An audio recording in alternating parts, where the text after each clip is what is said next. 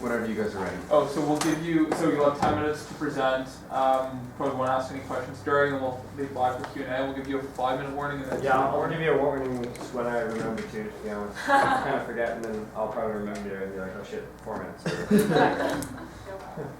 Whenever you're ready. Okay, great. So Dropbox is the epitome of a Silicon Valley success story. In 2007, Drew Houston turned a personal problem into a business. And along the way, he made make something people want as the motto to guide his product roadmap. But as Dropbox hits 4 million users, is it enough to answer the question of what people want? More and more users are requesting new features, new functionality, and Dropbox is now facing crossroads. It can continue to stay with its simple, easy-to-use product, or it can develop new product features and dive into the world of Dropbox for Business. So we believe that the stay-the-course, incremental development strategy will lead Dropbox to eventually hit a ceiling. In the world of cloud storage, which is a very competitive industry, innovation is what leads that industry. If Dropbox doesn't innovate, it can risk being a stagnating company. And if it stagnates in a tech industry, it will have less potential for profit and less potential for growth.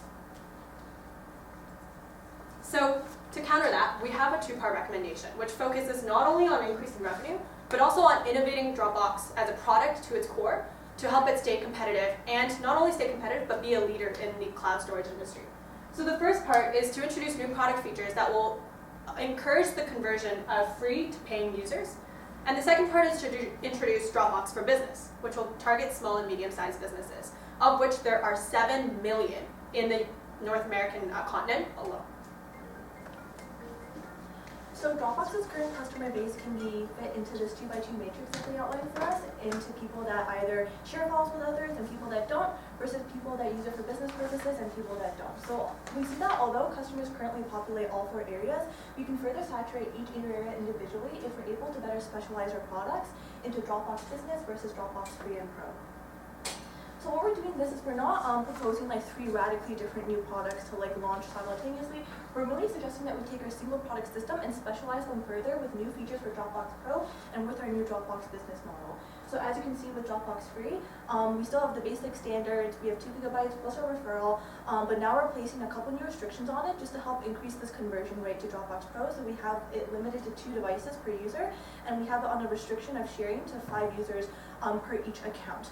And then for our Dropbox Pro, additionally, we have the same pricing model, and we're also going to be adding sharing controls, 30-day free trials like LinkedIn and Spotify does, and file conversions. And really with these new enhanced features and also restrictions on free features that will be alleviated in the Pro model, we're really hoping that this is how we're going to incentivize people to switch and convert from free to Pro. And lastly, just a quick overview of our Dropbox Business model before Andrew gets onto it. The pricing model will be unlimited space for each business with a $10 per month per user fee with a minimum of 5 users required. And some of the features that we'll be adding will be permissions and admin control for managers, file backups and duplication removals, and many more, just to help increase our safety and our reliability and security. So really what we're trying to accomplish with Dropbox Pro, as my colleague Katie mentioned, is we're really trying to help increase this conversion rate, because we realize that our existing customer acquisition model with the organic growth is already helping increase our free users, but how can we really gain revenue? That's through our Pro users. So our target market for this we're really envisioning is a working professional, a freelancer, a solo entrepreneur, and we really want to keep this distinction between the individual user in Pro and Free versus the business user in the corporate and small to medium business world. So the second product that we're going to be offering is Dropbox Business. Dropbox Business is what we designed to target small and medium-sized businesses. What they want with a cloud sharing service is security. That's the most important factor with cloud sharing in terms of a business. And it's so important that we had to say it twice. Dropbox Business isn't only safe, it's also secure, and it's simple. But with the new product offering, we have to think about how are we going to be acquiring these customers. We have to create a different acquisition model that should be focusing on product awareness since it is a new product. So we're going to be increasing SEO and SEM efforts to make sure that people are getting to the site, as well as doing product demonstrations at conferences such as Twilio's Cloud Conference in September, as well as the San Mateo Conference in July. We're going to be having sales reps continuously pushing businesses to convert them from prospective customers into actual customers. And we're going to have an integrated file migration system so businesses know like their data is going to be shared properly and quickly and easily, and it's also safe. We will be offering a 5% discount on the statement if the referral, like the company that has been referred by you is still with us, you will receive a 5% discount on your statement, and after all of this, we're projecting a roughly $900,000 revenue in year 1. So how exactly is Dropbox going to get itself known? We've split this into 4 distinct strategies. The first one being increased product awareness through PR efforts. Like I said, we're going to be going to talking to TechCrunch and Mashables, other tech forums and magazines, and as well as increased SEO efforts. Attending local tech conferences to show the product demonstration. What exactly is Dropbox Business going to do for you? We're going to do an email marketing blast when the product is released. A one-time email saying, hey guys, this is our new product, this is how it's going to benefit you. If you're already using Dropbox, why don't you use Dropbox Business? And finally, we're going to do targeted advertising, which is side banner advertisements, as well as a notification that will pop up on existing and new customers' portal when they log in saying, hey, we have Dropbox Business, come here and try it out. With all of this is how long we're going to take to do it. We're going to have 6 months of product development and advertising for all of 2012. So in order to increase our profitability, we're going to focus more on conversion, as my colleagues previously mentioned. So currently, Dropbox is converting 34% of its users into paying users. But if we just take that one notch further, up to 4%, which is our target for the next year, that will bring an additional $5 million of revenue in. And we think this is the best method of increasing profitability is to target that conversion rate.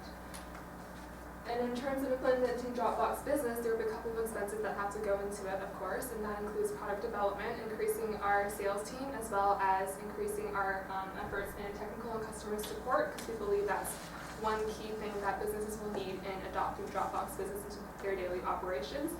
And if we take a look at what that will bring us, those will bring us to $447,000 in net profit, and that's just in year 1 if we reach our sales target of 500 businesses. And in order to break even, we only really need to reach 275 of those, which is just a little bit over the middle. So in conclusion, Dropbox Business and Dropbox Pro will help us not only increase our user growth, but also increase our profitability as the goal stated. Thank you. Awesome. How many minutes is that, Mark? There's 7 minutes. Sorry, forgot to give you signs. No worries. Do you guys have any questions for us? Yes. We will do it in a second. Oh. Yeah, I guess I can actually start. When you guys were thinking about how you're structuring this, did you consider maybe the negative impact that the current free users would have if you're taking like features away from them? Would there be negative word of mouth, and how would you deal with that? Yeah, so I can take this question. Yeah. So what we're promoting with Dropbox Pro is unlimited access across all devices and unlimited sharing capabilities. That's really all. That's really the only difference between kind of what is free now and what will become the new free. However, we think we're going to maneuver around that in terms of marketing by giving everyone who is currently on Dropbox and all new users a 30-day free pro trial. And what that does is, I'm not sure if any of you are Spotify users, but Spotify has made a really successful conversion model with that by giving everyone a 30-day free trial of unlimited pro features, and it becomes sticky. People, make their own playlists. They get really attracted to that, and Dropbox can do the same. People get used to kind of accessing files across 5 different devices and sharing their photos and docs with 15 people. And once we do give people a 30-day free trial, so they can experience that, and once that sticks, it will naturally lead them to convert to pro once the trial expires. You said you'd give a 5% discount on for businesses who refer other businesses. Is that correct? Yes. Is that 5% per referral then? It would just be a flat 5%. Okay, so how would you deal with sort of trying to incentivize businesses to refer more? Like, it kind of seems like that incentive drops off. Do you know what I mean? Yeah. Yeah, so in terms of other incentives, like this is just the base to get businesses starting and talking to other businesses about our product, but also they have to be using with us, right? So they're probably going to have to reach out to multiple businesses in order for one of them to come on board. Furthermore, what we want to do down the line is when we're continuing to improve Dropbox as a product, to kind of choose our most loyal customers and have them open up beta testing to them first. In that sense, we want to generate the conversation about how Dropbox is innovating in the tech field amongst our customers. I have a question around the cost of developing the business model. Can you kind of like walk us through how you arrived at it? I think it was like 450,000. It just seemed like a Do you little want bit to low. take us to the backup? So this is kind of how we broke down the expenses in terms of development costs. So if we were to take the salaries for the software engineers for 2 of them to dedicate onto this project, then that would bring us over here. And in terms of like our support team costs, we want to have a customer success manager as well as 4 customer support team members. But in like lower hours, especially like weekends or like during the nighttime, we want to outsource that technical support. And that was the figure that we found online. In terms of marketing and sales, we think that's going to be a key driver in pushing out this to enterprise solutions. So we've hired a VP business development as well as 5 sales reps at that price. So that is our expenses breakdown. Okay, cool.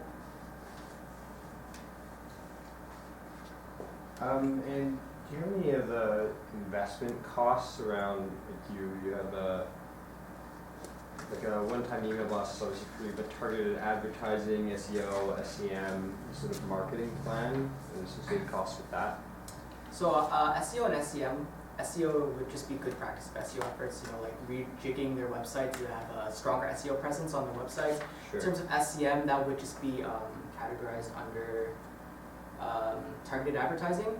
So we're just going to be having SEM for a few months, and obviously with costs of that, it's different depending on how you approach SEM. So it would all depend on exactly where we'd be going, but it would probably roughly around a few $1,000s for the entire few months. I don't know the space very well. Are conferences and incubators, like, do people generate significant amount of sales out of those usually, or I guess Yeah. what's kind of the idea around that?